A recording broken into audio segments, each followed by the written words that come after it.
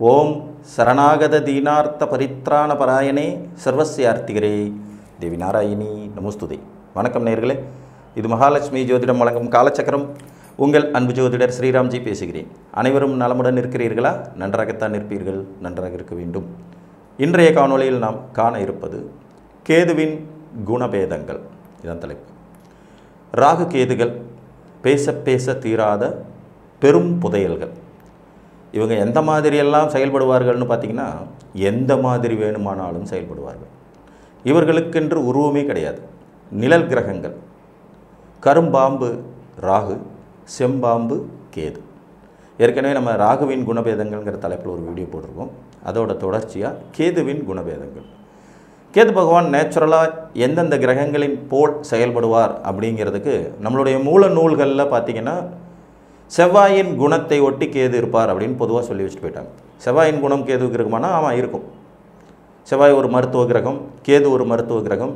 செவ்வாய் அதிகார தோரணைக்கு போகக்கூடிய ஒரு தலைமை பதவி வைக்கக்கூடியவர். கேதுவும் அதே மாதிரி தான். யூனிஃபார்ம் சர்வீசஸ் ஆன வேலைகளுக்கெல்லாம் செவ்வாய் காரக கிரகம், கேதுவும் அதே மாதிரியான வேலைகளுக்கு காரக கிரகமாக இருப்பார். இந்த செவ்வாயை தாண்டி வேறு 2 கிரகங்களைப் போலவும் கேது செயல்படும் தன்மை கொண்டவர். பொதுவாக இவர்களின் நட்சத்திரங்கள் முழுமையான நட்சத்திரங்கள். இப்போ ராகுவுடைய நட்சத்திரம் பார்த்திங்கன்னா முழுமையான நட்சத்திரம் தான். திருவாதிரை, சுவாதி, சதயம். இது எங்கேயுமே உடப்படாது. 3மே காற்று ராசிகளில் இருக்கும். கேதுவின் நட்சத்திரமும் பார்த்திங்கன்னா முழுமையான நட்சத்திரம் தான். அஸ்வினி, மகம் மற்றும் மூலம் உடைபடாத நட்சத்திரங்கள்.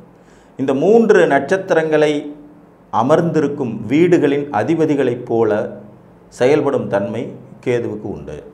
அதில் ஒரு வீடு தான் செவ்வாயோடது. செவ்வாயோட திசை 7 வருஷம், கேதுவோட திசையும் 7 வருஷங்கிறதுனால கேது செவ்வாய் மாதிரி செயல்படுவார் அப்படின்றாங்க.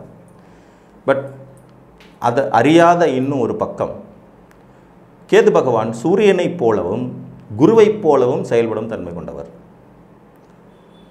சூரியனுடைய வீடான சிம்மத்திலையும் கேதுவுடைய மிக வலிமை வாய்ந்த நட்சத்திரமான மகம் இருக்கிறது.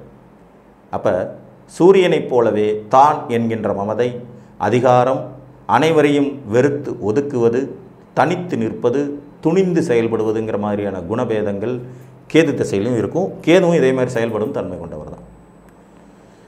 அதே போல் குரு பகவானைப் போலவும் கேது செயல்படுவார்.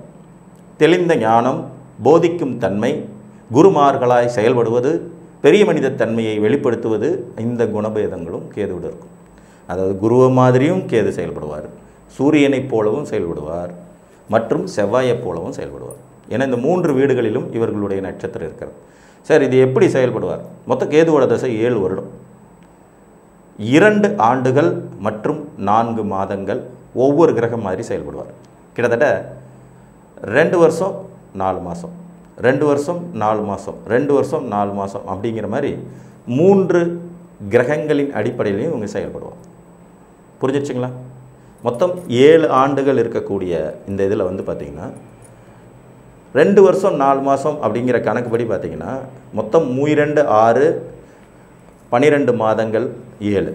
இதை சரிபாகமாக பிரிக்கக்கூடிய அந்த அமைப்பில் இவங்க செயல்படுவாங்க. எப்படி செயல்படுவார்?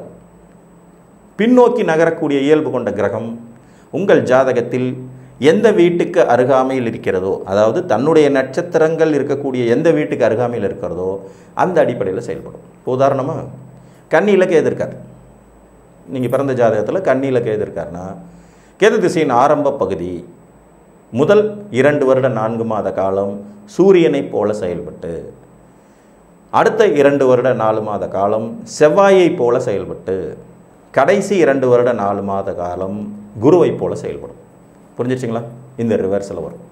ஏன்னா அவங்க பின்னோக்கி போகிறவங்க இல்லையா, இப்படி வரமாட்டாங்க. ஆப்போசிட், ஆன்டி கிளாக் வைஸ் அப்படின்னு சொல்லுவாங்க. ஆன்டி கிளாக் வைஸ், ஆப்போசிட்டாக சுற்றக்கூடியவர்கள். வக்ர கிரகங்களும் கூட.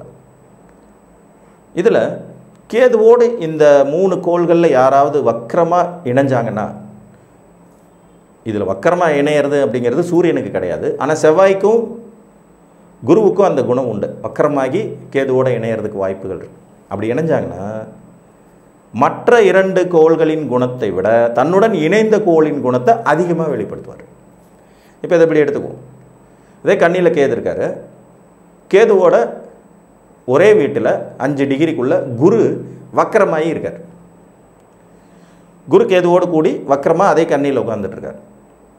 இப்போ சூரியனுடைய குணம் செவ்வாயினுடைய குணம் வெளிப்பட்டாலும் கூட அதிகப்படியான நேரங்களில் குருவினுடைய குணம் தான் கேதுகிட்ட வெளிப்படும். இதெல்லாம் சூட்சுமத்திலும் உள்ள இருக்கிற சூட்சுமம். புரிஞ்சிச்சுங்களா?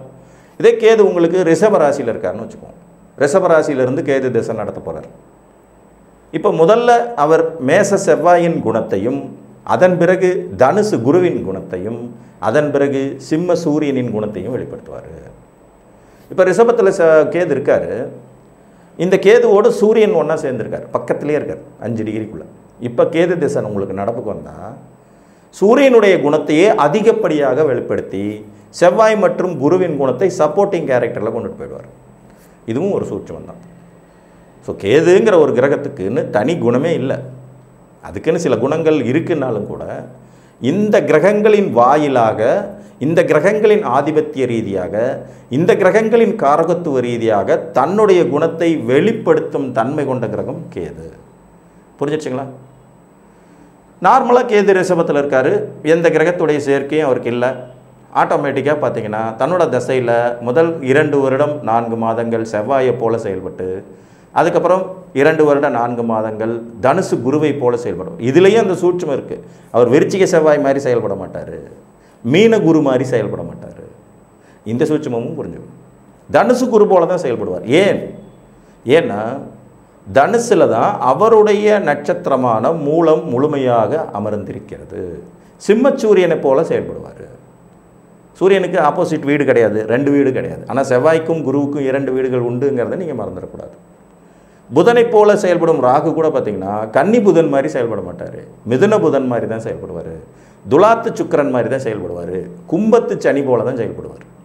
எங்கே இவர்கள் நட்சத்திரம் இருக்கிறதோ அந்த வீட்டு அதிபதிகளின் குணங்களை தனக்குள் உள்வாங்கி கொண்டு எந்த வீட்டை நோக்கி அவர்கள் பின்னோக்கி சென்று கொண்டிருக்கும் அமைப்பில் அந்த அருகாமையில் உள்ள வீட்டின் பலன்களை முதன்மையாகவும் அதற்கு அடுத்தடுத்த வீடுகளை அடுத்தடுத்தும் செயல்படுவாங்க. இதில் ராகு பார்த்திங்கன்னா 6 வருஷம் 18 வருஷம். இவர் பார்த்திங்கன்னா 2 வருடம் 4 மாதம் 2 வருடம் 4 மாதம் அப்படிங்கிற அடிப்படையில் செயல்பட்டு இந்த குணபேதத்தை வெளிப்படுத்துவார். புரிஞ்சுங்களா? ஸோ ராகு கேதுகள் எப்போதுமே நிழல் கிரகங்கள். தான் நின்ற வீட்டின் அடிப்படையில், தன்னுடன் இணைந்த கிரகத்தின் அடிப்படையில், தன்னை பார்த்த கிரகங்களின் அடிப்படையில் செயல்படுவார்கள் என்பதை தாண்டி தன்னுடைய நட்சத்திர வீடுகள் இருக்கும் வீட்டின் அதிபதிகள் போல் செயல்படும் தன்மைகளை வெகுவாக பெற்றிருப்பார்கள் அப்படிங்கிறதா இந்த இடத்துல சூட்சம். அதனால தான் கேது செவ்வாய் போல செயல்படுவாருங்கிறது ஒரு விதத்தில் உண்மையினாலும் கூட அவர் தனுசு குரு போலவும், சிம்ம சூரியன் போலவும், மேச செவ்வாய் போலவும் 3 குணங்களையும் வெளிப்படுத்தும் தன்மை கொண்டவராகவே இருப்பார் என்று கூறி மீண்டும் ஒரு காணொளியில் உங்களை வந்து சந்திக்கும் வரை உங்களிடமிருந்து அன்புடன் விடைபெற்றுக் கொள்வது உங்கள் அன்பு ஜோதிடர் ஸ்ரீராம்ஜி. நன்றி, வணக்கம்.